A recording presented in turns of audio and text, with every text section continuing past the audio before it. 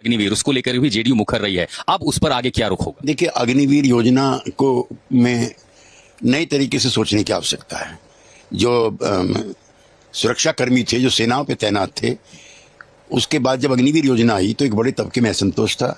मेरा ऐसा भी मानना है उनके परिवारजनों ने भी चुनाव में विरोध जाहिर किया, लिहाजा इस पर नए तरीके से विचार विमर्श करने की आवश्यकता है। अग्निवीर योजना की समीक्षा की जाए। केसी त्यागी ने यह भी कहा कि अग्निवीर स्कीम से मतदाताओं में नाराजगी देखने को मिली है। अब ये बड़ी खबर, सरकार का गठन हो, कितना मंत्रालय मिले वो बात तो एक तरफ है, लेकिन देखिए दो पार्टियों की समझ भी अलग अलग है।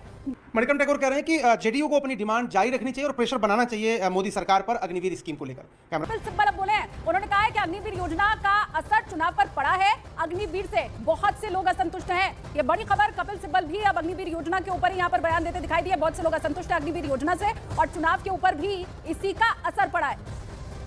और मैं समझता हूं कि इलेक्शन का प्रभाव भी पड़ा है अग्निवीर की, खासतौर में उत्तर प्रदेश और बाकी जगह में।